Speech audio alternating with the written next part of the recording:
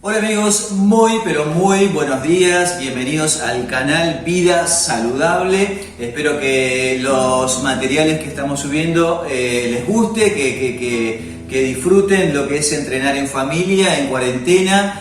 Y seguimos con esta metodología, con esta línea que es un estilo de vida saludables. Nosotros somos precursores de que cambiando hábitos saludables, cambiando patrones mentales antiguos por nuevos hábitos, tenemos un desarrollo personal y crecemos como personas, ¿sí? Hoy vamos a inaugurar una sección en el canal que tiene que ver con otra parte del desarrollo personal, que no es solamente la actividad física ni la nutrición, sino tiene que ver con el ejercicio mental, ¿sí? Adquirir hábitos saludables en lo que hace a la lectura, ¿sí? Esto nació con un amigo que yo le pasaba libros para que lea y me decía, todo bien, pero no me gusta leer, pasame un audio, pasame un video, pero no me gusta leer. Y entonces surge la necesidad o tal vez la posibilidad de que podamos leer un libro juntos, ¿sí? Vamos a agarrar un libro cualquiera, en este caso vamos a leer un libro trascendental que nos encanta realmente, se llama El Poder de la Hora. Vamos a leer capítulo por capítulo, vamos a leer juntos y lo vamos a colgar en el canal para que las personas que de repente les cueste leer o les cueste adquirir el hábito de la lectura, lo puedan hacer. Así que amigos, nueva sección en el canal, espero les guste y espero estar a la altura de las circunstancias. Lo vamos a leer como si usted lo leería el libro, es decir, con los mismos errores, con las mismas equivocaciones, y lo vamos a releer en el caso que sea necesario para poder interpretar, y cada uno va a interpretar de acuerdo a su biblioteca que tiene en el subconsciente, ¿sí? Así que amigos, bienvenido a la nueva sección de este estilo de vida saludable, que no solamente tiene que ver con el ejercicio físico, que es muy importante, la nutrición, la meditación, la espiritualidad y obviamente la lectura, que es algo también muy pero muy importante. Espero estar a la altura de las circunstancias, espero nos acompañen, que se suscriban, que activen la campanita, que compartan la información, porque siempre que uno ve algo que es interesante, lo comparte. Por ejemplo, usted va a un restaurante, ¿sí? Comió rico, le atendieron bien, le cobraron barato y lo recomienda. Va a ver una película que le encantó, ¿qué hace? Recomendamos. Bueno, en este caso, si usted ve un canal que puede ayudar a una persona a poder transformar su vida a través del conocimiento y usted le va a ayudar a esa persona que tenga un desarrollo personal de manera gratuita, no cuesta nada compartir la información. Así que amigos, esa es la invitación, sembrar semillitas en las personas para anclar hábitos saludables. Bienvenido a esta nueva sección de este canal, disfrutando de un sol maravilloso que nos regala el universo. Hoy acá desde Seiza al mundo, desde Argentina al mundo. Amigos, bienvenido y espero que les guste la información. Va el primer capítulo, vamos, arrancamos. Muy bien amigos, arrancamos leyendo este libro que le comenté antes. Se llama El Poder de la Hora, de Eckhart Tolle. ¿Sí? Realmente un libro espectacular, un antes y un después para las personas que queremos empezar a leer algo que tiene que ver con la espiritualidad, lo cual no significa que vamos a leer libros de todo tipo, desde educación financiera, educación social, comercial, marketing, cualquier tipo de libro que sirva para el desarrollo personal, vamos a leer. Vamos a arrancar con este libro que casualmente lo estamos leyendo y por eso arrancamos con esto, porque entendemos que es un buen libro como para poder arrancar este canal. El Poder de la Hora, un camino hacia la realización espiritual, de Eckhart Tolle, ¿sí? Esta es la contratapa. El Poder de la Hora es un libro para releer una y otra vez, y cada vez que lo haga, usted logrará profundizar más y encontrar nuevos significados. Muchas personas querrán estudiarlo toda la vida, pues es una guía, un curso completo de meditación y realización. Es un libro con el poder de cambiar vidas, de despertarnos para comprender plenamente quiénes somos. El mensaje de Tolle es el mismo de Cristo y Buda, es el mismo que enseñaron Cristo y Buda. Se puede alcanzar un estado de iluminación, de realización espiritual aquí y ahora. Es posible liberarnos del sufrimiento, de la ansiedad, de la neurosis de la vida diaria. Para lograrlo solo tenemos que llegar a comprender que la causa de nuestros problemas no son los demás, ni el mundo de allá afuera, sino nuestra propia mente, aparentemente incapaz de concentrarse en el ahora por estar siempre pensando en el pasado y preocupándose por el futuro. Como dice Mark Allen, el editor de la edición norteamericana, en el prefacio, sin estar alineado con ninguna religión, doctrina o gurú particular, la enseñanza del Toll proviene del corazón, de la esencia de todas las demás tradiciones y no contradice a ninguna de ellas. Toll es capaz de hacer lo que todos los grandes maestros han hecho: mostrarnos con un lenguaje simple y claro que el camino, la verdad y la luz están dentro de nosotros. Escrito en un formato de preguntas y respuestas que lo hace muy accesible, El poder de la hora es una invitación a la reflexión, que le abrirá las puertas a la plenitud espiritual y le permitirá ver la vida con nuevos ojos y empezar a disfrutar del verdadero poder del ahora.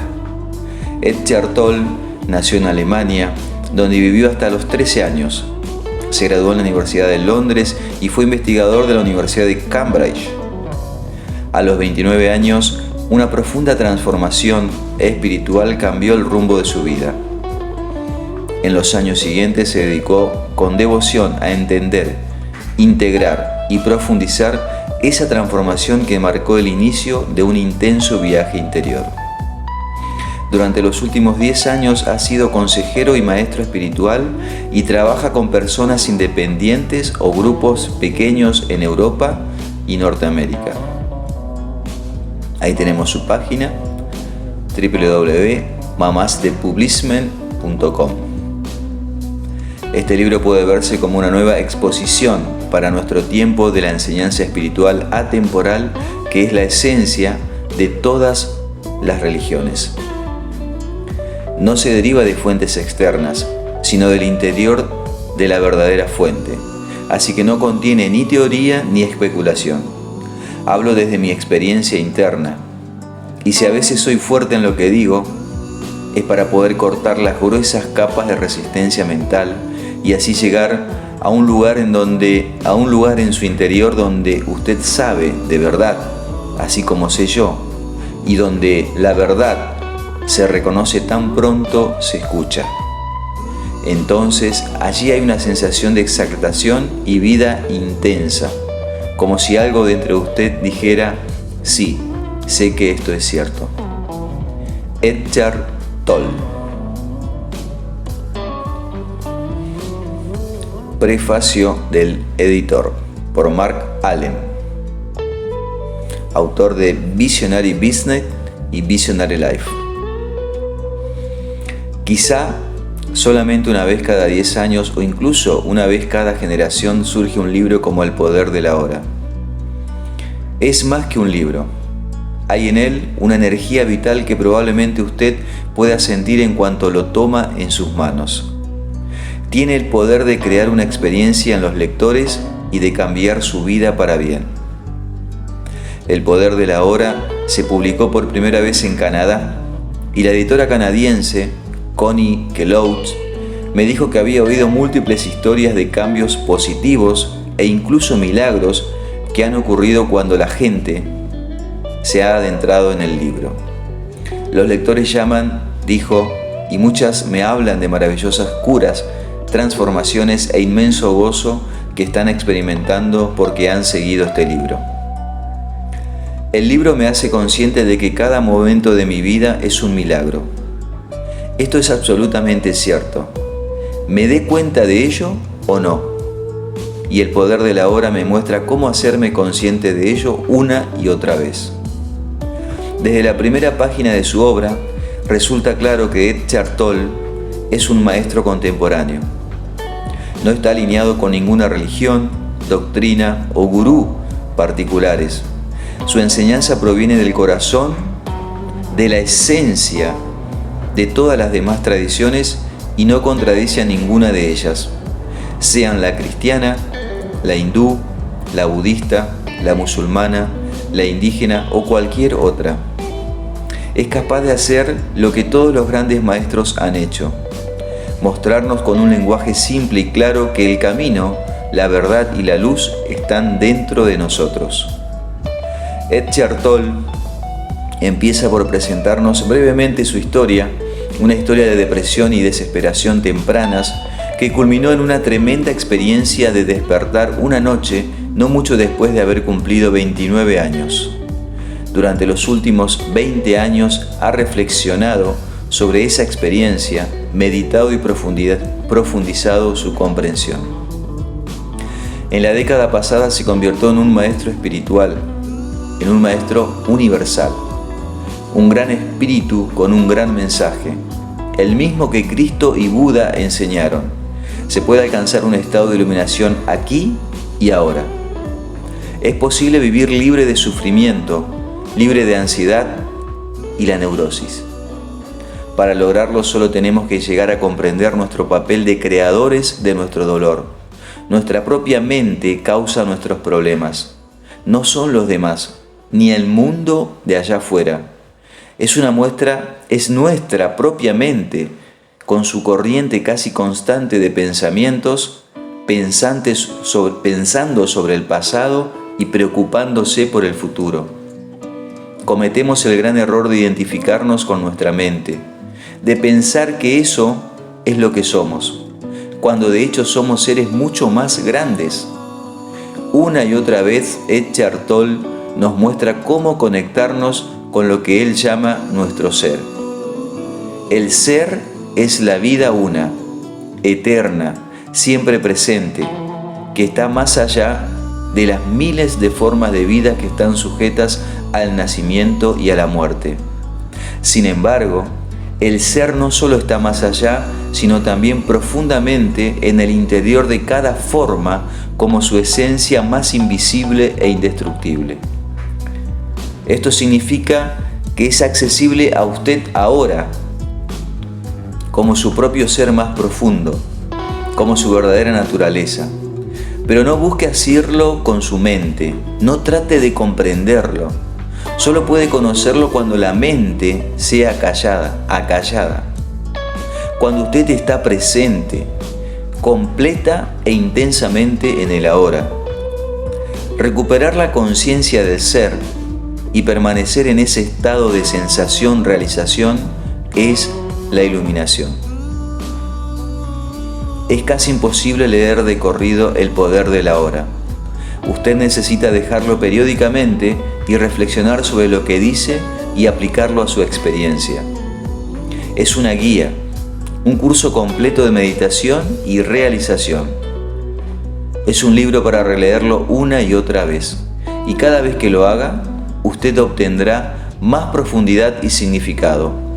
Es un libro que muchas personas, incluyéndome a mí, querrán estudiar toda la vida.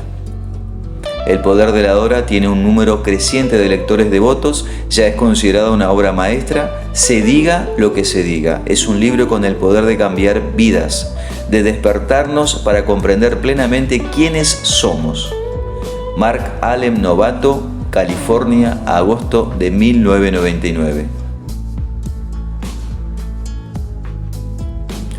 Prólogo por Russell Di Carlo, autor de Toward a New World View. Cobijados por un cielo azul, los rayos anaranjados del sol poniente pueden, en ocasiones especiales, obsequiarnos un momento de belleza tan considerable que nos encontramos momentáneamente pasmados, con la mirada congelada. El esplendor del momento nos deslumbra de tal modo que nuestras compulsivas mentes charlatanas hacen una pausa, como para no llevarnos mentalmente a un lugar diferente del aquí y el ahora. Bañados en luz, parece que se abre una puerta a otra realidad, siempre presente, pero raras veces presenciada. Abraham Maslow las llamaba experiencias cumbre, puesto que representan los momentos más altos de la vida, cuando nos encontramos gozosamente catapultados más allá de lo mundano y lo ordinario. Podía igualmente haberla llamado experiencias de atisbo. Durante estas ocasiones de expansión vislumbramos un destello del reino eterno del ser. Aunque solo sea por un breve momento, llegamos al hogar de nuestro verdadero ser. Ajá, podría uno suspirar, tan grandioso. Si pudiera quedarme aquí, pero ¿cómo tomar residencia permanente? Durante los últimos 10 años me he aplicado a averiguarlo. Durante mi búsqueda he tenido el honor de entablar diálogos con los más osados, inspiradores y penetrantes pioneros de paradigmas de nuestro tiempo en medicina, ciencia, psicología, negocios, religión, espiritualidad y potencial humano. Este diverso grupo de individuos tienen en común la percepción de que la humanidad está dando un salto cuántico hacia adelante en su desarrollo evolutivo. Este cambio va acompañado de un giro en la visión del mundo, la imagen básica que tenemos de cómo son las cosas. Una visión del mundo busca contestar dos preguntas fundamentales: ¿quiénes somos y cuál es la naturaleza del universo en el que vivimos? Nuestras respuestas a esa preguntas determinan la calidad y las características de nuestras relaciones personales con la familia, los amigos y los jefes empleados. Cuando se consideran en una escala mayor, definen las sociedades. ¿No es sorprendente que la visión del mundo que está emergiendo ponga en duda muchas de las cosas que la sociedad occidental considera verdaderas? Mito número 1. La humanidad ha alcanzado el pináculo de su desarrollo. El cofundador de Salem, Michael Murphy, rastreando estudios de religiones comparadas, medicinas, antropología y deportes, ha sacado la estimulante conclusión de que hay etapas más avanzadas del desarrollo humano. En la medida en que una persona alcanza esos niveles avanzados de madurez espiritual, empiezan a florecer extraordinarias capacidades de amor, vitalidad, personalidad, conciencia personal, intuición, percepción, comunicación y voluntad. Primer paso: reconocer que existen. La mayoría de las personas no lo reconocen. No lo reconoce. Solo entonces se pueden emplear métodos con intención consciente. Mito número 2. Estamos completamente separados unos de otros, de la naturaleza y del cosmos. Este mito del distinto de mí ha sido responsable de las guerras, el asolamiento del planeta y de todas las formas y expresiones de la injusticia humana. Después de todo, ¿quién en su sano juicio haría daño a otro si experimentara a esa persona como parte de sí mismo? Stan Grof, en su investigación de estados no ordinarios de conciencia, resume diciendo que la psique y la conciencia de cada uno de nosotros es, al fin y al cabo, correspondiente con todo lo que es, porque no hay fronteras absolutas entre el cuerpo ego y la totalidad de la existencia. La medicina Era 3 del Dr. Larry Dossais, en la que los pensamientos, las actitudes y las intenciones de curación de un individuo pueden influir en la fisiología de otra persona, en contraste con la Era 2, en la que prevalece la medicina mente-cuerpo, está muy bien sustentada por estudios científicos sobre el poder curativo de la oración. Ahora bien, esto no puede ocurrir de acuerdo con los principios conocidos de la física y con la visión del mundo de la ciencia tradicional. Sin embargo, la abundancia de las evidencias sugiere que de hecho ocurre. Mito número 3. El mundo físico es todo lo que hay. Atada a la materia, la ciencia tradicional asume que cualquier cosa que no pueda ser medida, examinada en un laboratorio o comprobada por los 5 sentidos y sus extensiones tecnológicas, simplemente no existe.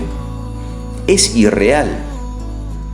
La consecuencia, toda la realidad se ha reducido a la realidad física. la dimensión espiritual, o lo que yo llamaría dimensiones no físicas de la realidad, han sido desterradas. Esto choca con la filosofía perenne, ese consenso filosófico que se extiende a través de épocas, religiones, tradiciones y culturas, que describe dimensiones de la realidad diferentes, pero continuas. Estas van de las más densas y menos conscientes, lo que llamaríamos materia, a las menos densas y más conscientes, que llamaríamos dimensiones espirituales. Curiosamente, este modelo extendido, multidimensional, de la realidad es sugerido por teóricos cuánticos tales como Jack Scarfetti, que describe el viaje superluminal. Otras dimensiones de la realidad se usan para explicar los viajes que ocurren a velocidad mayor que la de la luz, el último de los límites de velocidad. O considere el trabajo del legendario físico David Bohm con su modelo multidimensional de la realidad desarrollada, física e implicada no física.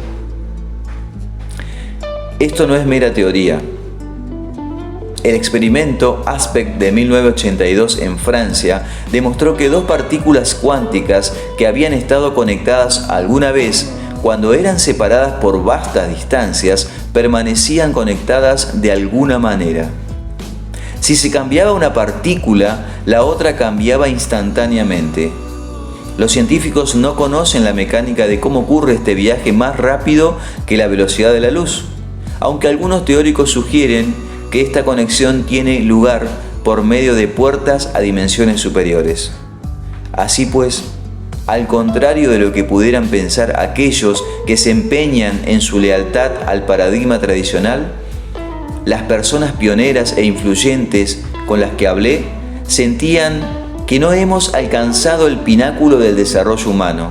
Estamos conectados, más que separados, con el resto de la vida, y el espectro completo de la conciencia comprende tanto la dimensión física como una multitud de dimensiones no físicas de la realidad. En esencia, esta nueva visión del mundo supone que usted se ve a sí mismo, a los demás y a toda la vida con los ojos de nuestro pequeño ser terrenal, que vive en el tiempo y ha nacido en el tiempo, sino, más bien, a través de los ojos del espíritu, de nuestro ser, del verdadero sí mismo. Una a una, las personas están pasando a esta órbita superior. Con este libro, El poder de la hora, Eckhart Tolle toma con todo derecho su lugar entre este grupo especial de maestros universales. El mensaje de Eckhart es: el problema de la humanidad está profundamente arraigado en la mente misma, o más bien en nuestra identificación errónea con nuestra mente. Nuestra conciencia fluctuante, nuestra tendencia a tomar el camino de menor esfuerzo sin estar totalmente despiertos al momento presente, crea un vacío. Y la mente atada al tiempo, que ha sido diseñada para ser un sirviente útil, busca compensación proclamándose el amo. Como una mariposa que revolotea de una flor a otra, la mente se aferra a las experiencias pasadas o, proyectando su propia película, anticipa lo que va a venir. Rara vez nos encontramos descansando en la profundidad oceánica del aquí y ahora. Porque es aquí, en el ahora, donde encontramos nuestro verdadero ser, que está detrás de nuestro cuerpo físico, nuestras emociones cambiantes y nuestra mente parlanchina. La gloria suprema del desarrollo humano no se apoya en nuestra habilidad para pensar y razonar, aunque esto es lo que nos distingue de los animales. El intelecto, como el instinto, es simplemente un punto a lo largo del camino. Nuestro destino último es volver a conectarnos con nuestro ser, esencial, y expresar nuestra realidad extraordinaria, divina, en el mundo físico ordinario, momento a momento. Esto se dice fácilmente, pero aún son pocas los que han alcanzado las últimas posibilidades del desarrollo humano. Afortunadamente, hay guías y maestros para ayudarnos a lo largo del camino. Como maestros y guías, el formidable poder de Escher no está en su habilidad de deleitarnos con historias entretenidas, ni en hacer concreto lo abstracto, ni en ofrecernos una técnica útil. Más bien, su magia se basa en su experiencia personal, la de alguien que sabe. El resultado es que hay un poder tras su palabra que se encuentra solamente en los más celebrados maestros espirituales. Al vivir desde las profundidades de esta realidad superior, Escher despeja un camino lleno de energía para que los demás se le unan. ¿Y qué pasa si lo hacen? Seguramente el mundo como lo conocemos mejoraría. Los valores cambiarían entre los restos del naufragio de los temores que han sido arrastrados por el torbellino del ser mismo. Nacería una nueva civilización. ¿Dónde está la prueba de esta realidad superior? Preguntará usted. Ofrezco solo una analogía. Un gran grupo de científicos puede reunirse y darle a usted todas las pruebas científicas de que los bananos son amargos. Pero todo lo que usted tiene que hacer es probar uno, una sola vez, para darse cuenta de que hay todo ese otro aspecto de los bananos. En últimas, la prueba no está en los argumentos intelectuales, sino en ser tocado en alguna medida por lo sagrado. Escher Tolle nos abre magistralmente a esta posibilidad. Russell Dicardo, Erie, Pensilvania.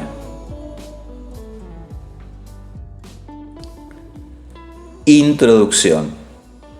El origen de este libro. El pasado me sirve de poco y rara vez pienso en él. Sin embargo, me gustaría contarles brevemente cómo llegué a ser un maestro espiritual y cómo nació este libro. Hasta los 30 años viví en un estado de ansiedad casi continua, salpicada con periodos de depresión suicida. Ahora lo siento como si estuviera hablando de una vida pasada o de la vida de alguien diferente. Una noche, no mucho después de cumplir 29 años, me desperté de madrugada con un sentimiento de absoluto terror. Había despertado con ese sentimiento muchas veces antes, pero esta vez era más intenso que nunca. El silencio de la noche, los contornos vagos de los muebles de la habitación oscura, el ruido distante de un tren, todo parecía tan ajeno, tan hostil y tan absolutamente sin sentido que creó en mí un profundo aborrecimiento del mundo. Lo más odioso de todo, sin embargo, era mi propia existencia. ¿Qué sentido tenía continuar viviendo con esta carga de desdicha? ¿Por qué seguir con esta lucha continua? Podía sentir un profundo anhelo de aniquilación, de inexistencia, que se estaba volviendo mucho más fuerte que el deseo instintivo de continuar viviendo. No puedo seguir viviendo conmigo mismo. Este era el pensamiento que se repetía continuamente en mi mente. Entonces, súbitamente me hice consciente de cuán peculiar era este pensamiento. ¿Soy uno o dos? Si no puedo vivir conmigo mismo, debe haber dos. El yo y el mí mismo, con el que yo no puedo vivir. Quizá, pensé, solo uno de los dos es real. Esta extraña revelación me aturdió tanto que mi mente se detuvo. Estaba completamente consciente, pero no había más pensamientos. Después me sentí arrastrado hacia lo que parecía un vórtice de energía. Al principio era un movimiento lento y después se aceleró. Me sobrecogió un intenso temor y mi cuerpo empezó a temblar. Oí las palabras "no te resistas a nada", como si fueran pronunciadas dentro de mi pecho. Sentía como si me arrastrara a un vacío. Sentía que el vacío estaba dentro de mí en lugar de afuera. De repente, ya no sentí más miedo y me dejé caer en aquel vacío. No recuerdo lo que pasó después. Me despertó el canto de un pájaro en la ventana. Nunca había oído un sonido así antes. Mis ojos aún estaban cerrados y vi la imagen de un diamante precioso. Sí, si un diamante pudiera producir un sonido, sería así. Abrí mis ojos. La primera luz del amanecer se filtraba por las cortinas. Sin ningún pensamiento, sabía que hay mucho más en la luz que aquello de lo que nos damos cuenta. Aquella suave luminosidad filtrándose a través de las cortinas era el amor mismo. Mis ojos se llenaron de lágrimas. Me levanté y caminé por la habitación. La reconocía y sin embargo sabía que antes no lo había visto verdaderamente. Todo era fresco y prístino, como si acabara de nacer. Tomé cosas, un lápiz, una botella vacía, maravillándome ante la belleza y la vividez de todo. Aquel día caminé por la ciudad en total asombro por el milagro de la vida sobre la tierra, como si acabara de nacer a este mundo. En los 5 meses siguientes viví en un profundo estado de paz y embelesamiento ininterrumpidos. Después esta condición disminuyó algo en intensidad, o quizá me pareció porque se volvió mi estado natural. Podía funcionar todavía en el mundo, aunque me daba cuenta de que nada de lo que hiciera podría añadir algo a lo que ya tenía. Sabía, por supuesto, que algo profundamente significativo me había ocurrido, pero no lo entendía en absoluto. Solamente varios años después, luego de haber leído textos espirituales y de haber pasado tiempo con maestros, me di cuenta de lo que todo el mundo buscaba ya me había ocurrido a mí. Comprendí que la intensa presión del sufrimiento aquella noche debió haber forzado a mi conciencia a retirarse de su identificación con el ser infeliz y profundamente temeroso, identificación que es, en últimas, una ficción de la mente.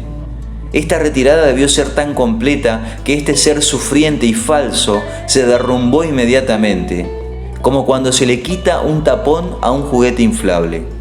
Lo que quedó después fue mi verdadera naturaleza, como el eterno presente que yo soy. La conciencia en su estado puro, anterior a la identificación con la forma. Más tarde, aprendí también a entrar en ese reino interior, ajeno al tiempo y a la muerte que había percibido originalmente como un vacío, y a permanecer completamente consciente. Viví en estados de arrobamientos y santidad tan indescriptibles que incluso la experiencia original que acabo de describir palidece en comparación. Llegó un momento en el que por un tiempo no quedó nada de mí en el plano físico. No tenía relaciones, ni empleo, ni hogar, ni identidad socialmente definida. Pasé casi 2 años sentados en los bancos de los parques en un estado de intenso gozo. Pero incluso la experiencia más bella vienen y se van. Más fundamental, quizá, que cualquier experiencia es la corriente subterránea de paz que no me ha abandonado desde entonces. A veces es muy fuerte, casi palpable, y los demás la pueden sentir también. En otras ocasiones está en alguna parte en el fondo, como una melodía distante. Después, la gente venía ocasionalmente a mí y me decía: «Quiero lo que usted tiene. ¿Puede dármelo o mostrarme cómo lograrlo?». Y yo decía: «Usted ya lo tiene, solo que no puede sentirlo porque su mente hace demasiado ruido». Esta respuesta creció después hasta convertirse en el libro que usted tiene en sus manos. Sin darme cuenta tenía una identidad externa de nuevo. Me había convertido en un maestro espiritual.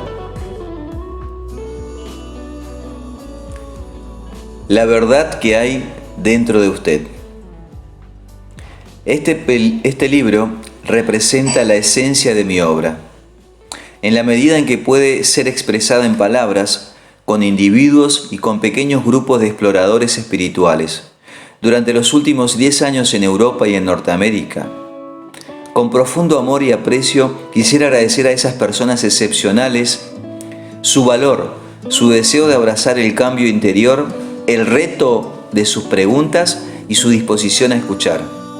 Este libro no habría podido llegar a existir sin ellos.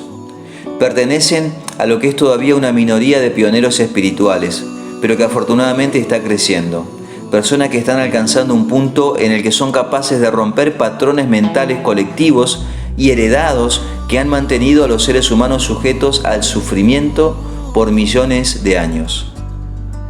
Confío en que este libro llegue a los que están listos para una transformación interior muy radical y que por lo tanto actúe como un catalizador para ella.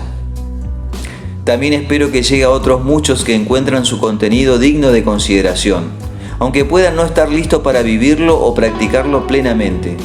Es posible que en el futuro la semilla que se sembró al leer este libro se fusione con la semilla de la iluminación que todo ser humano lleva dentro, y súbitamente esta semilla brote y se haga viva dentro de ellos. El libro en su forma actual se originó a menudo espontáneamente, en respuesta a preguntas hechas por personas en seminarios, clases de meditación y sesiones de consejerías privadas, así que he conservado el formato de preguntas y respuestas. Aprendí y recibí tanto en esas clases y sesiones como los que preguntaban. Algunas de las preguntas y respuestas las escribí casi al pie de la letra. Otras son genéricas, es decir, que combiné ciertos tipos de interrogantes que se hacían con frecuencia en una sola pregunta. Y resumí la esencia de diferentes respuestas para formar una respuesta genérica. A veces, en el proceso de escribir, surgía una nueva respuesta más profunda o penetrante que cualquier cosa que yo hubiera dicho nunca. Algunas otras preguntas adicionales fueron formuladas por la editora para clarificar más algunos puntos. Usted encontrará que desde la primera hasta la última página, los diálogos oscilan continuamente entre dos niveles diferentes. En el primer nivel, llamo su atención hacia lo que es falso en usted.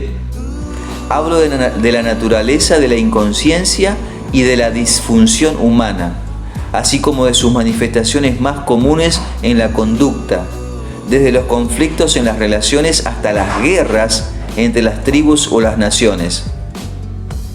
Tal conocimiento es vital, porque a menos que usted aprenda a reconocer lo falso, como algo que no es usted, no puede haber transformación duradera y usted siempre acabará arrastrado de nuevo hacia la ilusión y hacia alguna forma de dolor. En este nivel también le muestro cómo no convertir lo que es falso en usted en su verdadero ser y en un problema, porque así es como se perpetúa lo falso. En el otro nivel hablo de una transformación profunda de la conciencia humana. No como una posibilidad futura distante, sino disponible ahora, sin importar quién sea usted o dónde esté. Trato de mostrarle cómo liberarse de la esclavitud de la mente, cómo entrar en un estado iluminado de conciencia y cómo sostenerlo en la vida diaria. En este nivel del libro, las palabras no siempre tienen que ver con información, sino que a menudo buscan llevarlo a usted a una nueva conciencia en la medida en que lee.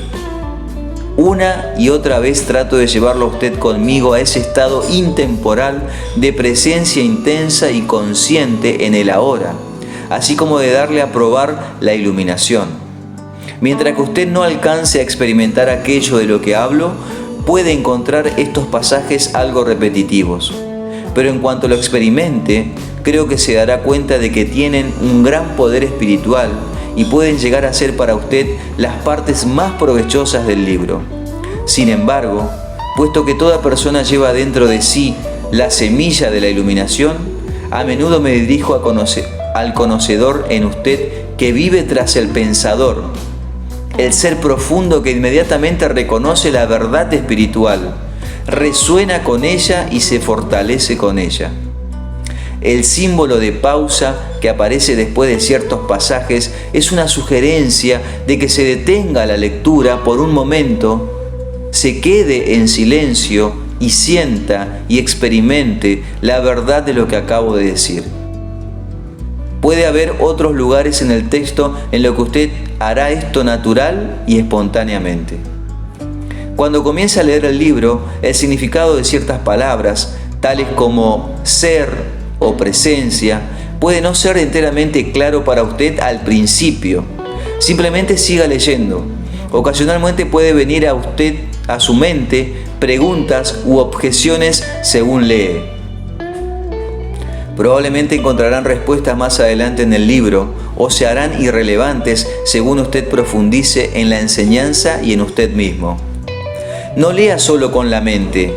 Esté atento a cualquier respuesta emocional mientras lee y a una sensación de reconocimiento desde el fondo de usted mismo. No puedo hablarle de ninguna verdad espiritual que en el fondo usted no conozca de antemano. Todo lo que puedo hacer es recordarle lo que ha olvidado. El conocimiento vivo, antiguo y sin embargo siempre nuevo, se activa entonces y se libera desde el interior de todas las células de su cuerpo.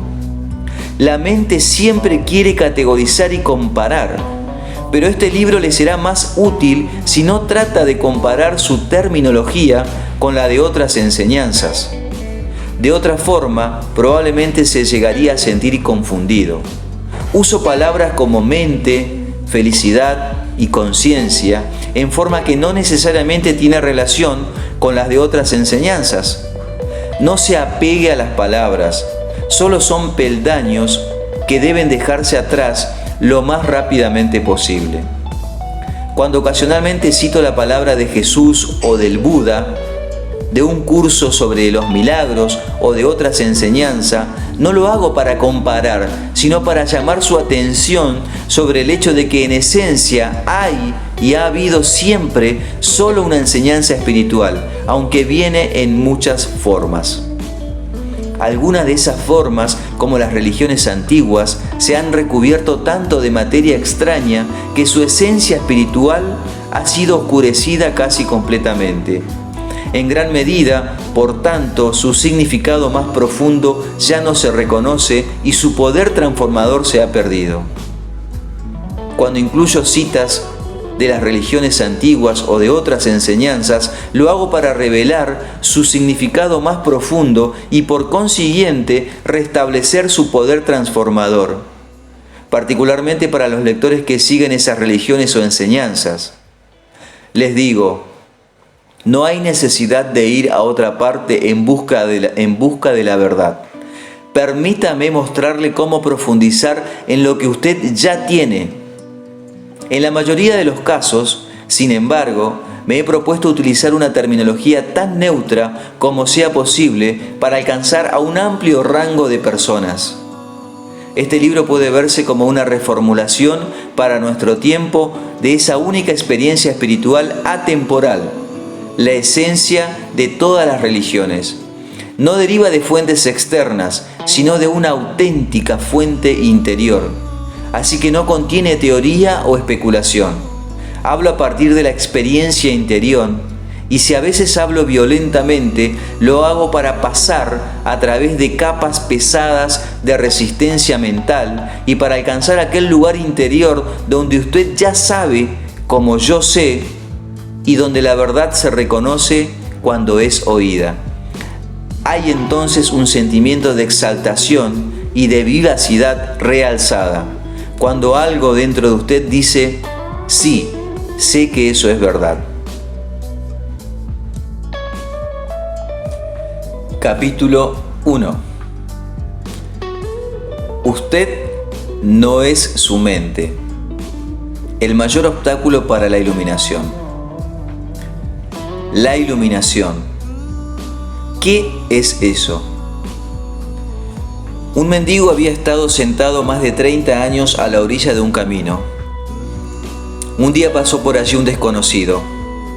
«Una monedita», murmuró mecánicamente el mendigo, alargando su vieja gorra de béisbol. «No tengo nada para darle», dijo el desconocido. Después preguntó: «¿Qué es eso en lo que estás sentado?». «Nada», contestó el mendigo, «solo una caja vieja. Me he sentado en ella desde que tengo memoria». «¿Alguna vez ha mirado lo que hay adentro?», preguntó el desconocido. «No», dijo el mendigo. «¿Para qué? No hay nada adentro». «Échele una ojeada», insistió el desconocido. El mendigo se las arregló para abrir la caja. Con asombro, incredulidad y alborozo, vio que la caja estaba llena de oro. «Yo soy el desconocido que no tiene nada que darle y que le dice que mire dentro, no dentro de una caja como en la parábola, sino en el lugar aún más cercano, dentro de usted mismo». «Pero yo no soy un mendigo», le oigo decir. Los que no han encontrado su verdadera riqueza, que es la alegría radiante del ser y la profunda e inconmovible paz que la acompaña, son mendigos, incluso si tienen mucha riqueza material. Buscan afuera mendrugos de placer o de realización para lograr la aceptación, la seguridad o el amor, mientras llevan dentro un tesoro que no solo incluye todas esas cosas, sino que es infinitamente mayor que todo lo que el mundo pueda ofrecer. La palabra iluminación evoca la idea de un logro sobrehumano y el ego quiere conservar las cosas así, pero es simplemente el estado natural del sentir la unidad con el ser. Es un estado de conexión con algo inconmensurable e indestructible, algo que casi paradójicamente es esencialmente usted y sin embargo es mucho más grande que usted. Es encontrar su verdadera naturaleza más allá del nombre y de la forma. La incapacidad de sentir esta conexión da lugar a la ilusión de la separación, de usted mismo y del mundo que lo rodea. Entonces usted se percibe a sí mismo, consciente o inconscientemente, como un fragmento aislado. Surge el miedo y el conflicto interior y exterior se vuelve la norma. Me encanta la sencilla definición de la iluminación dada por Buda como el fin del sufrimiento. No hay nada sobrehumano en esto, ¿cierto? Por supuesto, como toda definición, es incompleta. Solo dice lo que la iluminación no es sufrimiento. Pero ¿qué queda cuando no hay sufrimiento? El Buda no habla sobre esto y su silencio implica que usted tiene que averiguarlo por sí mismo. Usa una definición negativa para que la mente no la convierta en algo que se deba creer o en algo sobrehumano, una meta que es imposible de alcanzar. A pesar de esta precaución, la mayoría de los budistas aún cree que la iluminación es para el Buda, no para ellos, al menos no en esta vida. Usted usó la palabra ser. ¿Puede explicar lo que quiere decir con eso?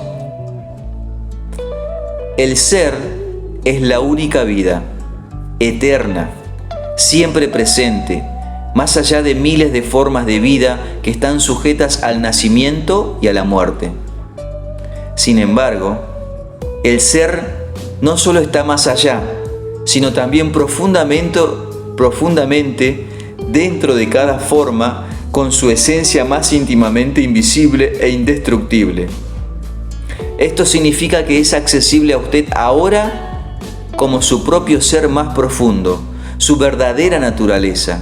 Pero no busque a captarlo con la mente, no trate de entenderlo.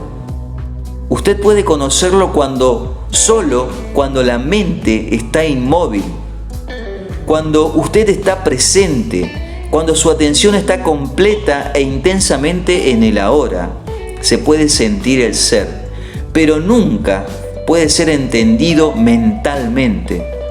Recuperar la conciencia del ser y permanecer en ese estado de sentimiento o realización es la iluminación.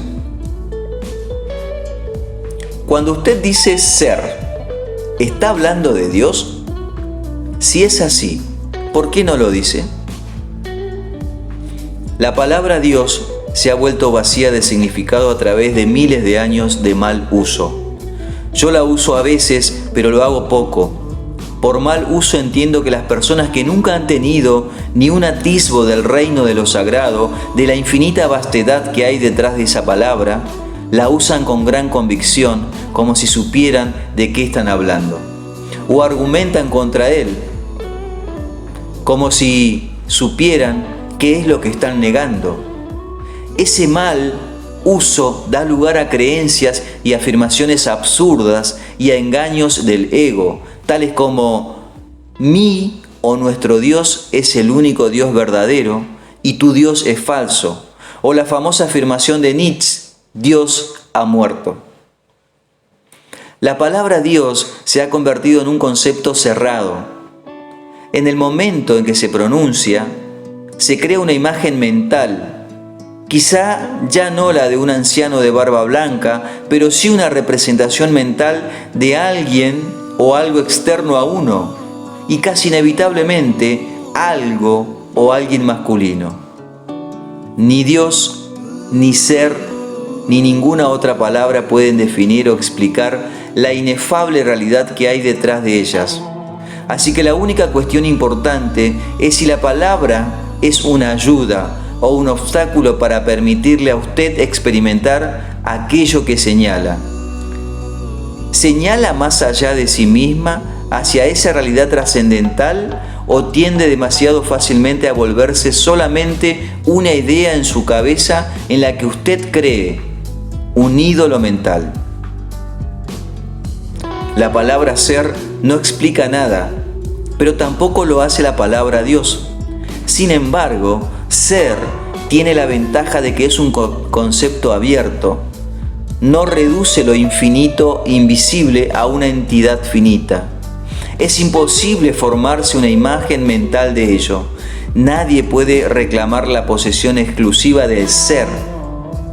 Es su propia esencia y es inmediatamente accesible a usted como la sensación de su propia presencia. La comprensión del yo soy, que es anterior a yo soy esto o yo soy aquello. Así que hay solamente un pequeño paso de la palabra ser a la experiencia del ser. ¿Cuál es el mayor obstáculo para experimentar esta realidad? La identificación con su mente, que hace que el pensamiento se vuelva compulsivo, no ser capaz de dejar de pensar en una calamidad terrible, pero no nos damos cuenta de ello, así que se considera normal. Este ruido mental incesante nos impide encontrar ese reino de quietud interior que es inseparable del ser. También crea un falso ser hecho por la mente que arroja una sombra de temor y de sufrimiento. Observaremos todo esto con más detalle posteriormente. El filósofo Descartes creía que había encontrado la verdad fundamental cuando hizo su famosa aseveración: pienso, luego existo. De hecho, había dado expresión al error básico: equiparar pensar con ser e identidad con pensamiento. El pensador compulsivo, lo que quiere decir casi todo el mundo, vive en un estado de separación aparente, en un mundo enfermizante, complejo de problemas y conflictos continuos, un mundo que refleja la creciente fragmentación de la mente. La iluminación es un estado de totalidad, de estar en unión y por lo tanto en paz, en unión con la vida en su aspecto manifestado, el mundo, así como su ser más profundo, y con la vida no manifestada en unión con el ser. La iluminación no es solo el fin del sufrimiento y del conflicto continuo interior y exterior, sino también el fin de la temible esclavitud de la mente, del pensamiento incesante. ¡Qué increíble liberación! La identificación con su mente crea una pantalla opaca de conceptos, etiquetas, imágenes, palabras, juicios y definiciones que bloquea toda relación verdadera. Se interpone entre usted y su propio yo, entre usted y su prójimo, entre usted y la naturaleza, entre usted y Dios. Es esta pantalla de pensamiento la que crea la ilusión de la separación, la ilusión que existe usted y un otro totalmente separado. Entonces olvida el hecho esencial de que, bajo el nivel de las apariencias físicas y de las formas separadas, usted es uno con todo lo que es. Con olvidar, quiero decir que usted ya no puede sentir esta unidad como una unidad autoevidente. Puede que crea que es verdad, pero ya no sabe que es verdad. Una creencia puede ser consoladora. Sin embargo, solo a través de su propia experiencia se vuelve liberadora. Pensar se ha vuelto una enfermedad. La enfermedad ocurre cuando las cosas se desequilibran. Por ejemplo, no hay nada malo en que las células se multipliquen y dividen en el cuerpo, pero cuando este proceso continúa sin tener en consideración el organismo total, las células proliferan y tenemos una enfermedad. Nota: la mente es un instrumento magnífico si se usa correctamente. Utilizada en forma inadecuada, sin embargo, se vuelve muy destructiva. Para decirlo en forma más exacta, no es tanto que usted la utilice inadecuadamente. Generalmente usted no la utiliza en absoluto. Ella lo utiliza a usted. Esa es la enfermedad. Usted cree que usted es su mente. Ese es el engaño. El instrumento se ha apoderado de usted. No estoy del todo de acuerdo. Es cierto que tengo muchos pensamientos inútiles, como la mayoría de las personas, pero todavía puedo escoger usar mi mente para lograr cosas y lo hago todo el tiempo. Solo porque puede resolver un crucigrama o construir una bomba atómica no quiere decir que usted use su mente. Así como a los perros les encanta roer huesos, a la mente le encanta indicarle el diente a los problemas. Hincarle el diente a los problemas. Por eso hace crucigramas y construye bombas atómicas. Usted no tiene interés en ninguna de esas dos cosas. Déjeme preguntarle esto: ¿puede liberarse de su mente a voluntad? ¿Ha encontrado el botón de apagar? ¿Usted se refiere a dejar de pensar completamente? No, no puedo, excepto quizá por un momento. Entonces, la mente lo está usando. Usted está identificado inconscientemente con ella, de forma que ni siquiera sabe que es su esclavo. Es casi como si usted estuviera poseído sin saberlo y por lo tanto toma a la entidad que lo posee por usted mismo. El comienzo de la libertad es la comprensión de que usted no es la entidad que lo posee, el que piensa. Saber esto le permite observar a esa identidad, a esa entidad. En el momento en que usted empieza a observar al que piensa, se activa un nivel más alto de conciencia. Entonces usted comienza a darse cuenta de que hay un vasto reino de inteligencia más allá del pensamiento, que el pensamiento es solo un minúsculo aspecto de la inteligencia. También se da cuenta de que todo lo que importa verdaderamente, la belleza, el amor, la creatividad, la alegría, la paz interior, surgen de un lugar más allá de la mente. Usted comienza a despertar.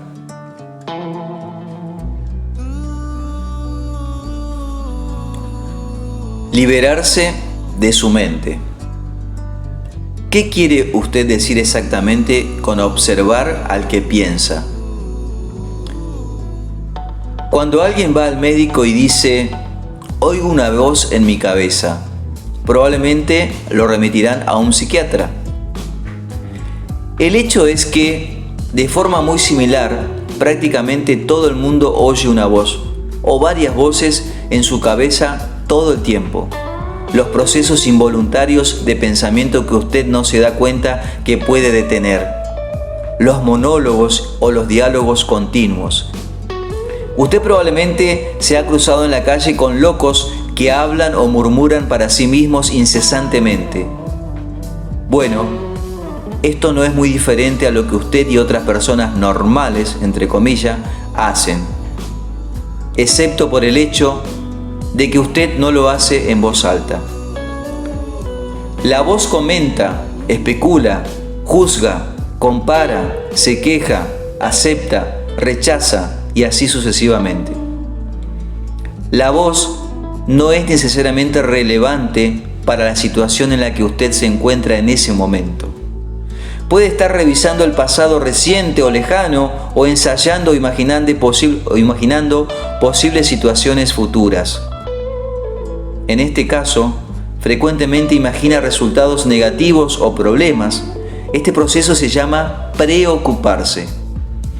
A veces esta pista de sonido va acompañado por imágenes visuales o películas mentales. Incluso si la voz es relevante para la situación del momento, la interpretará de acuerdo con el pasado.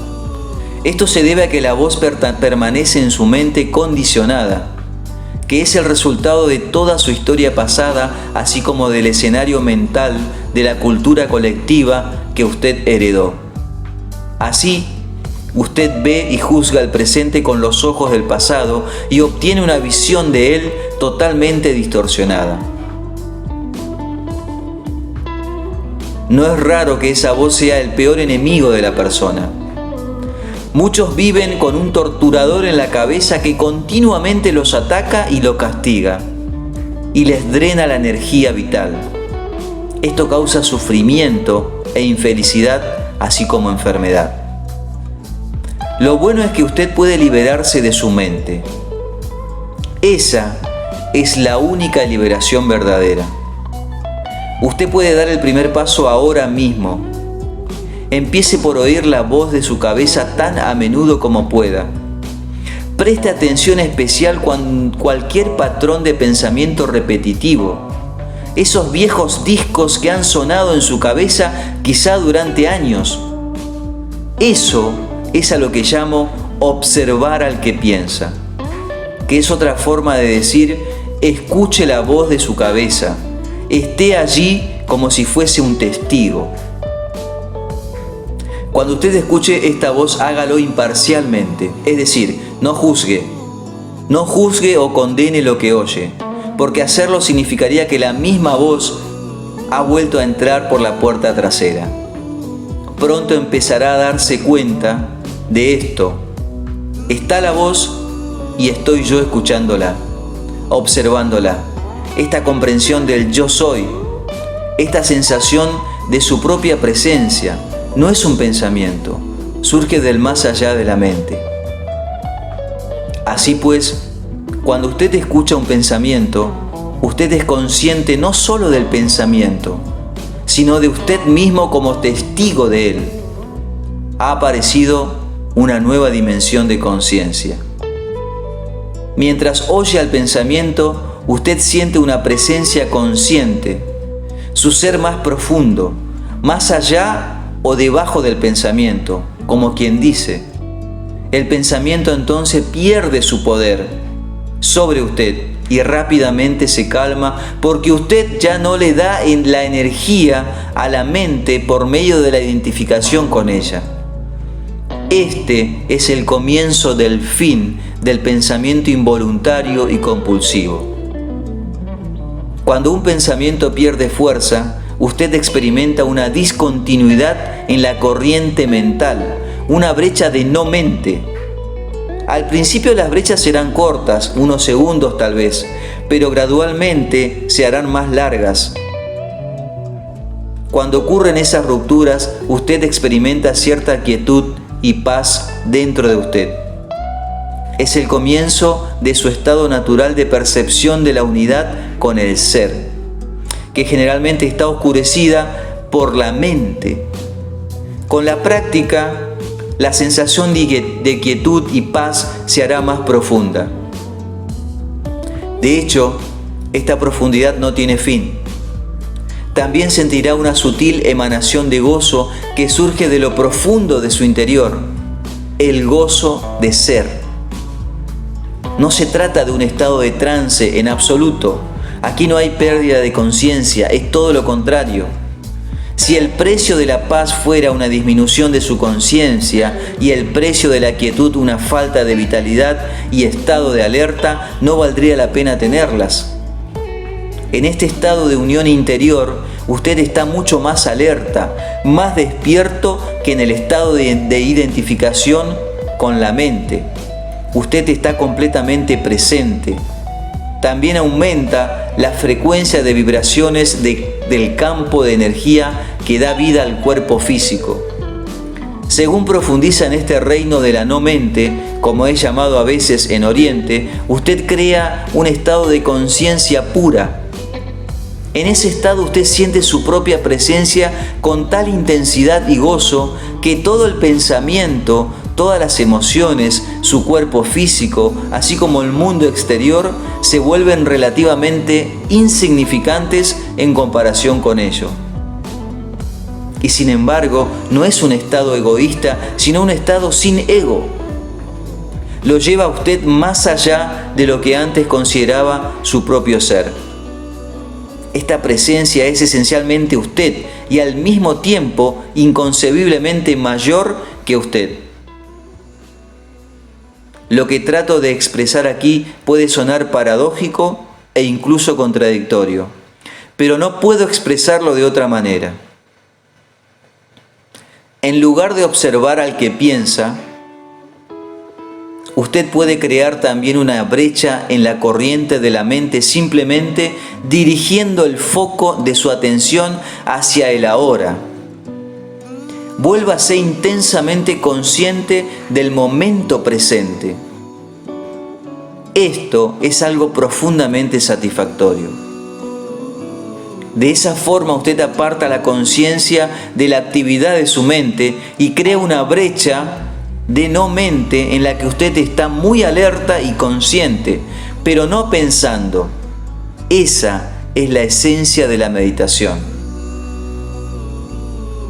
En su vida diaria, usted puede practicar esto tomando una actividad rutinaria que normalmente es solo un medio para un fin y préstele su más completa atención, de modo que se convierta en un fin en sí misma.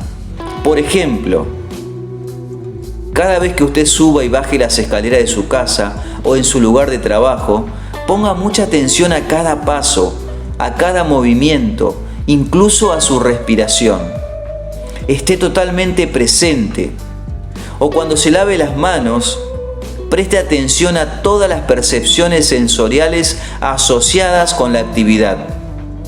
El sonido y el tacto del agua, el movimiento de sus manos, el aroma del jabón y así sucesivamente. O cuando suba a su automóvil, después de cerrar la puerta, haga una pausa de unos segundos y observe al flujo de su respiración.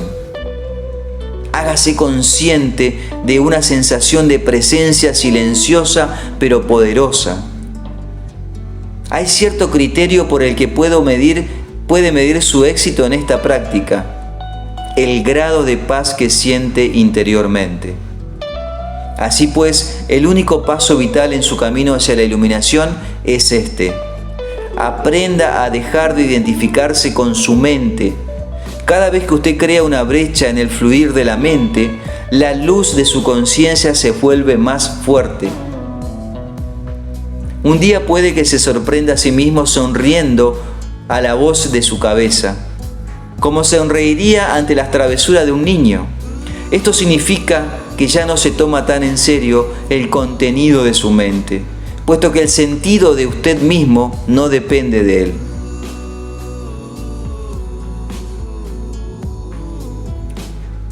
La iluminación. Elevarse por encima del pensamiento. Para sobrevivir en este mundo, ¿no es esencial el pensamiento? Su mente es un instrumento, una herramienta. Está ahí para utilizarla en una tarea específica y cuando se termina la tarea hay que dejarla de lado.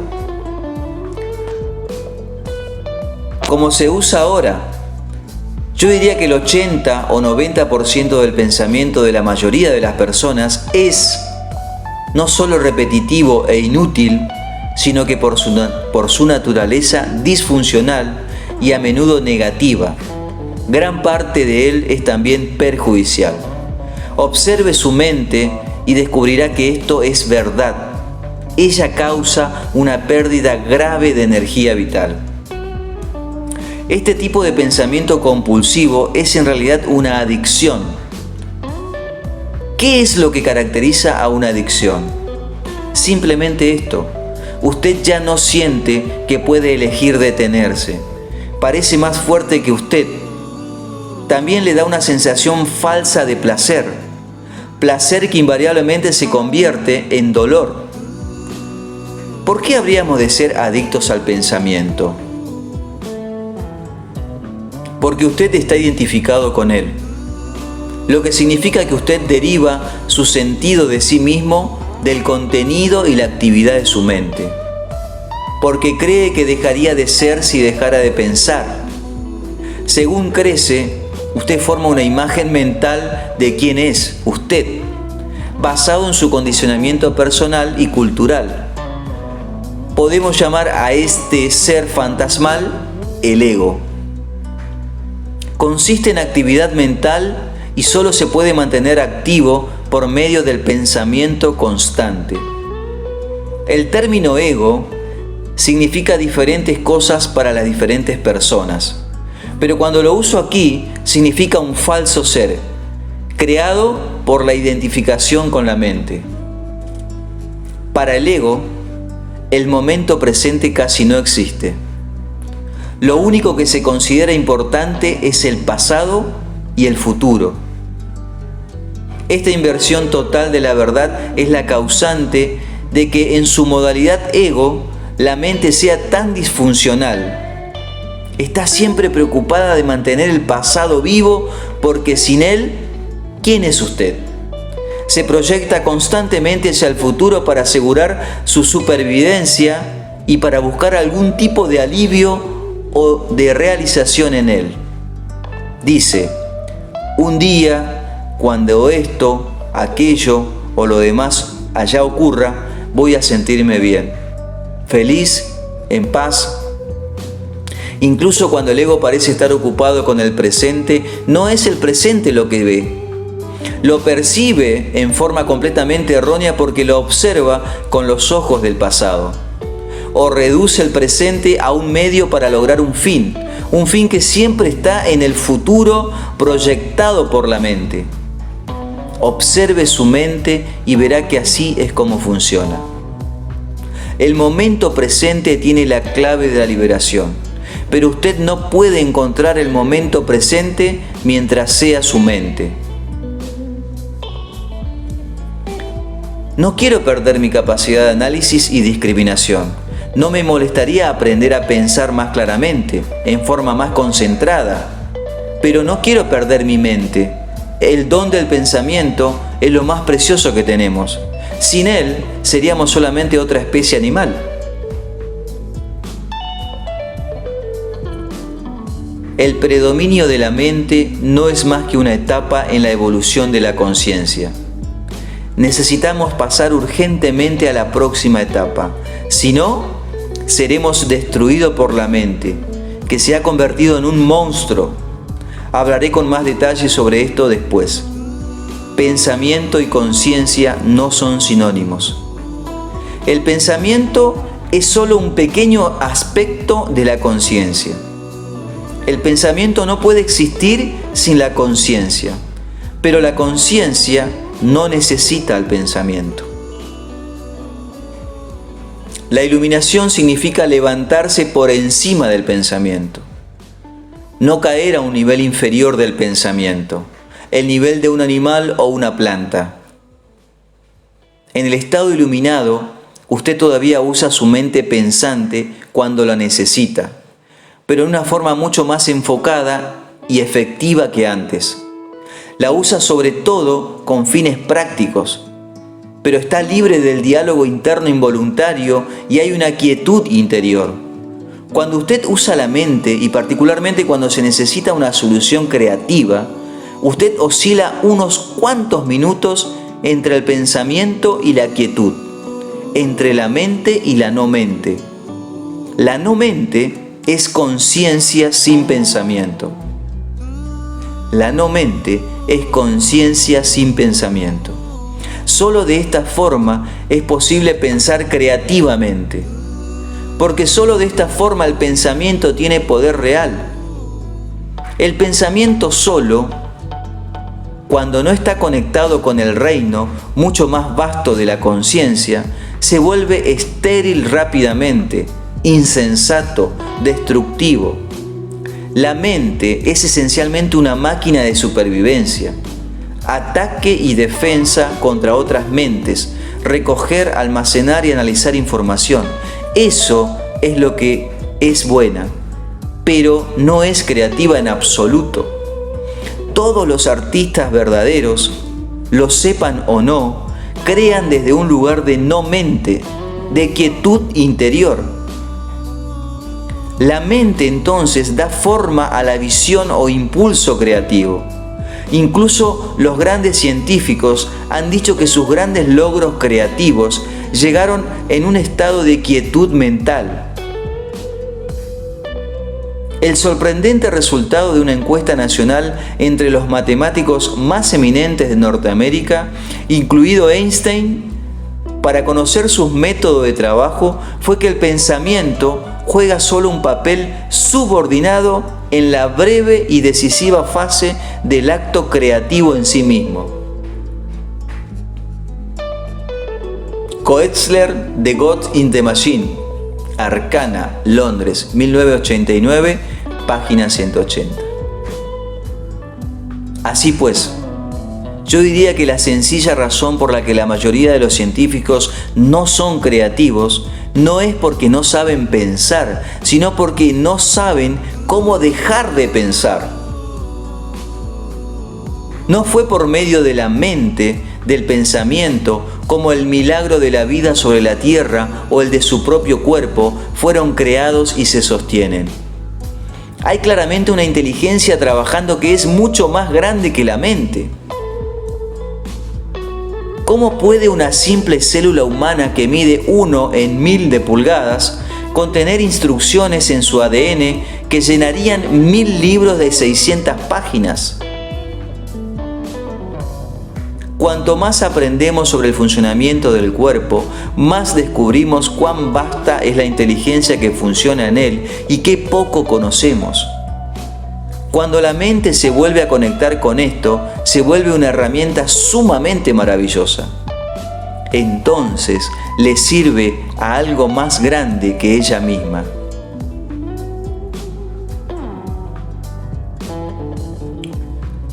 La emoción.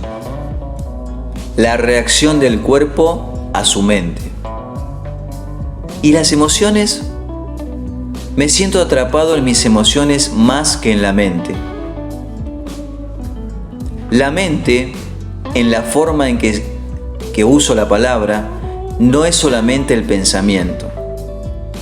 Incluye sus emociones, así como todos los patrones de reacción inconscientes de tipo mental emocional. La emoción surge en el punto en el que se encuentra la mente y el cuerpo. Es la reacción del cuerpo a su mente, o podríamos decir, un reflejo de su mente en el cuerpo.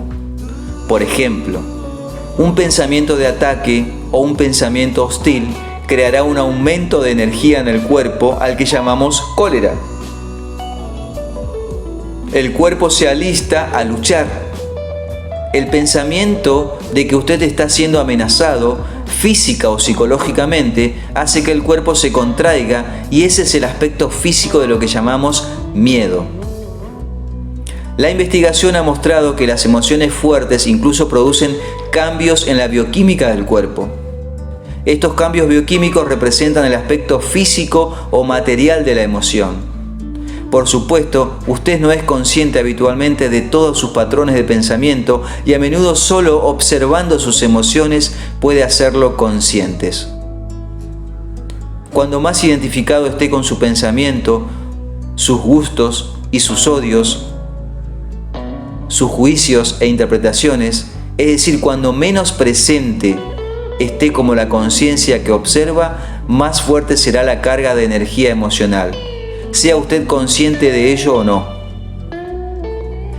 Si usted no puede sentir sus emociones, si está desconectado de ellas, eventualmente las experimentará en un nivel puramente físico, como un problema o un síntoma físico.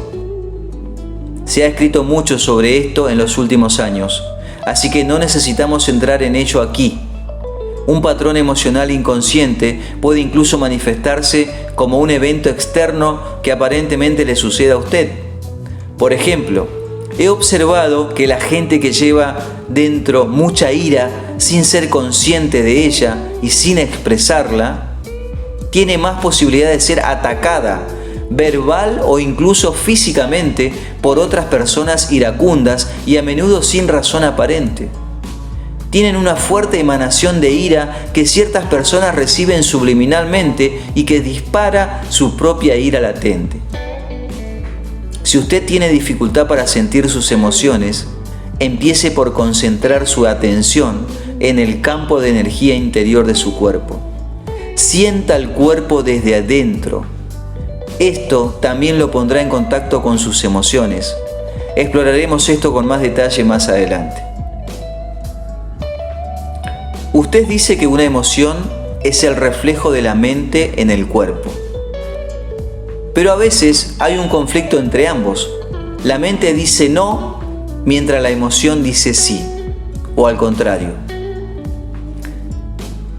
Si usted quiere conocer realmente su mente, el cuerpo le dará siempre un reflejo verdadero. Así que observe la emoción, o más bien siéntala en su cuerpo. Si hay un conflicto aparente entre ellos, el pensamiento será la mentira, la emoción será la verdad.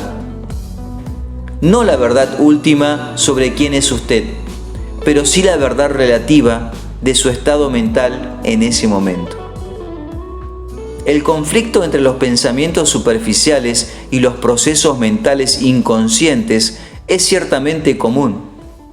Puede que usted ni siquiera sea capaz de traer a la conciencia en forma de pensamientos su actividad mental inconsciente, pero esta siempre se reflejará en el cuerpo como una emoción, y esto sí puede ser consciente.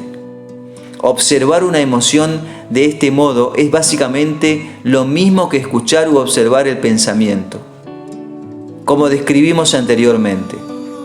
La única diferencia es que mientras un pensamiento está en su mente, una emoción tiene un fuerte componente físico. Por lo tanto, se siente primariamente en el cuerpo. Entonces usted puede permitir que la emoción esté allí sin ser controlada por ella. Usted ya no es la emoción, usted es el observador, la presencia que observa. Si usted practica esto, todo lo que es inconsciente en usted saldrá a la luz de la conciencia. Así pues, observar nuestras emociones es tan importante como observar nuestros pensamientos. Sí, convierta en un hábito preguntarse a sí mismo: ¿qué pasa dentro de mí en este momento? Esta pregunta lo orientará en la dirección correcta. Pero no analice, simplemente observe. Enfoque su atención en el interior. Sienta la energía de la emoción. Si no hay emoción presente, lleve su atención más profundamente al campo de energía interior de su cuerpo. es la puerta de entrada al ser. Una emoción habitualmente representa un patrón de pensamiento amplificado y energizado, y puesto que a menudo es una carga energética excesiva, no es fácil inicialmente permanecer presente lo necesario para poder observarlo. Quiere apoderarse de usted y generalmente lo logra, a menos que haya suficiente presencia en usted. Si usted es empujado a la identificación inconsciente con la emoción por falta de presencia, lo que es normal, la emoción temporalmente se convierte en usted. A menudo se crea un círculo vicioso entre su pensamiento y la emoción. Se alimentan recíprocamente. El patrón de pensamiento crea un reflejo magnificado de sí mismo en forma de emoción, y la frecuencia vibratoria de la emoción continúa alimentando el patrón del pensamiento original. Al permanecer mentalmente en la situación, evento o persona que percibimos como causa de la emoción, el pensamiento le brindará energía a la emoción, que a su vez energiza el patrón de pensamiento, y así sucesivamente. Básicamente, todas las emociones son modificaciones de una emoción primordial, indiferenciada, que tiene su origen en la pérdida de la conciencia de quién es usted más allá del nombre y de la forma. Por su naturaleza indiferenciada, es difícil encontrar un nombre que describa precisamente esta emoción. Miedo se aproxima, pero además es una sensación continua de amenaza. También incluye un profundo sentido de abandono y falta de plenitud. Puede ser mejor usar un término que es indiferenciado, al igual que esta emoción básica, y llamarla simplemente sufrimiento. Una de las principales tareas de la mente es combatir o suprimir este sufrimiento emocional, lo cual es una de las razones para su incesante actividad. Pero todo lo que puede lograr es ocultarlo temporalmente. De hecho, cuanto más se esfuerza la mente por liberarse del sufrimiento, mayor es este. La mente nunca puede encontrar la solución, ni puede permitirse dejar que usted la encuentre, porque ella misma es una parte intrínseca del problema. Imagine a un jefe de policía tratando de encontrar a un pirómano cuando el pirómano es el jefe de policía. Usted no se liberará de este sufrimiento hasta que deje de derivar su sentido de sí mismo de la identificación con la mente, es decir, con el ego. Entonces la mente es derrocada de su lugar de poder y el ser se revela como su verdadera naturaleza. Sí, ya sé lo que va a preguntar. Iba a preguntar, ¿y las emociones positivas como el amor y la alegría? Son inseparables de su estado natural de conexión interior con el ser.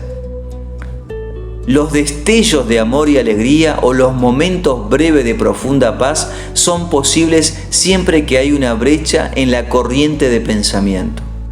Para la mayor parte de las personas, tales brechas ocurren raramente y solo por accidente, en momentos en que la mente se queda sin palabras, a veces disparada por la belleza extraordinaria, por un esfuerzo físico extremado o incluso por un gran peligro.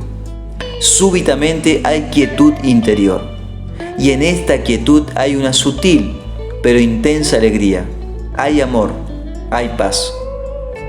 Habitualmente estos momentos se viven muy brevemente, puesto que la mente vuelve a tomar rápidamente su actividad ruidosa que llamamos pensamiento. El amor, la alegría y la paz no pueden florecer hasta que usted se haya liberado del dominio de la mente. Pero no son los que yo llamaría emociones. Reposan más allá de las emociones, en un nivel mucho más profundo. Así que usted tiene que hacerse completamente consciente de sus emociones y ser capaz de sentirlas antes de poder sentir lo que hay más allá de ellas. Emoción significa literalmente perturbación. La palabra viene del latín emovere, que significa perturbar. El amor, la alegría y la paz son estados profundos del ser, o más bien 3 aspectos del estado de conexión interior con el ser. Como tales, no tienen contrarios. Esto se debe a que surgen del más allá de la mente. Las emociones, por otra parte, al ser parte de la mente dualista, están sujetas al juego de los contrarios. Esto significa sencillamente que usted no puede tener bien sin mal. Así pues, en la condición no iluminada, identificada con la mente, lo que a veces se llama erróneamente alegría, es el breve placer habitual del ciclo continuamente alternante del sufrimiento-placer. El placer se deriva siempre de algo que está fuera de usted, mientras que la alegría surge de dentro. Lo mismo que le brinda placer hoy, puede brindarle dolor mañana, o puede abandonarlo, así que su ausencia le traerá dolor. Y lo que a menudo se llama amor puede ser placentero y estimulante por un tiempo, pero es un asidero adictivo, una condición extremadamente menesterosa que puede convertirse en su contraria en un instante. Muchas relaciones amorosas, después de pasado la euforia inicial, de hecho oscilan entre el amor y el odio, la atracción y el ataque. El verdadero amor no conlleva sufrimiento. ¿Cómo podría? No se convierte súbitamente en odio, ni la verdadera alegría se convierte en dolor. Como dije, incluso antes de que usted esté iluminado, antes de liberarse de su mente, usted puede tener destellos de verdadera alegría, verdadero amor y una profunda paz interior, tranquilos pero vibrantemente vivos. Estos son aspectos de su verdadera naturaleza, que está habitualmente oscurecida por la mente. Incluso en una relación adictiva normal, puede haber momentos en los que la presencia de algo más genuino, algo incorruptible, puede sentirse. Pero serán solo atisbos que se ocultarán pronto por la interferencia de la mente. Entonces puede parecer que usted tuvo algo muy precioso y lo perdió. O su mente puede convencerlo de que en todo caso todo fue una ilusión. La verdad es que no fue una ilusión.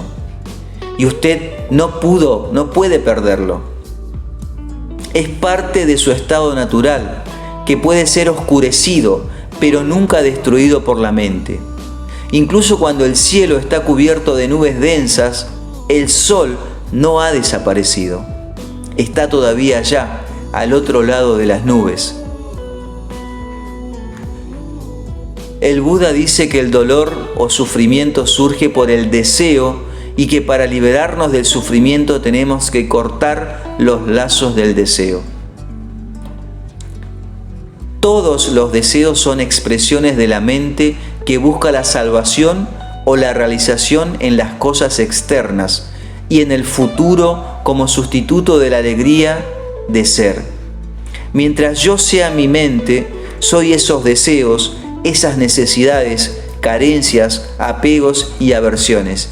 Y fuera de ello no hay yo excepto como una mera posibilidad, un potencial no logrado, una semilla que todavía no ha brotado. En ese caso, incluso mi deseo de ser libre o iluminado es solo otro anhelo de realización o plenitud en el futuro. Así que no busque llegar a ser libre del deseo o lograr la iluminación. Vuélvase presente. Esté allí como observador de la mente. En lugar de citar al Buda, sea el Buda. Sea el despierto. ¿Qué es lo que la palabra Buda significa? Los seres humanos han estado en las garras del sufrimiento durante millones de años. Desde que cayeron del estado de gracia, entraron en el reino del tiempo y la mente y perdieron la conciencia del ser. En ese punto, empezaron a percibirse a sí mismos como fragmentos sin significados en un universo ajeno, separados de la fuente y de los demás. El sufrimiento es inevitable mientras usted esté identificado con su mente, es decir, mientras usted esté inconsciente, espiritualmente hablando. Hablo aquí principalmente del sufrimiento emocional, que es también la causa principal del sufrimiento físico y de las enfermedades físicas. El resentimiento, el odio, la autocompasión, la culpa, la ira, la depresión, los celos y así sucesivamente, incluso la más leve irritación, son todas formas de sufrimiento. Y todo placer o elevación emocional contiene en sí misma la semilla del dolor, su contrario inseparable que se manifestará con el tiempo. Cualquiera que haya tomado drogas para sentirse bien sabrá que la animación eventualmente se convierte en depresión, que el placer se transforma en alguna forma de dolor. Muchas personas saben también por experiencia propia cuán fácil y rápidamente una relación íntima puede pasar de ser una fuente de placer a ser una fuente de dolor. Vistos desde una perspectiva más alta, los polos positivos y negativos son caras de la misma moneda. Ambos son partes del sufrimiento subyacente que es inseparable del estado de conciencia egotista de identificación con la mente. Hay dos niveles de sufrimiento: el sufrimiento que usted crea ahora y el sufrimiento del pasado que vive todavía en su mente y su cuerpo. Ahora quiero hablar de cómo dejar de crear sufrimientos en el presente y cómo disolver el sufrimiento del pasado.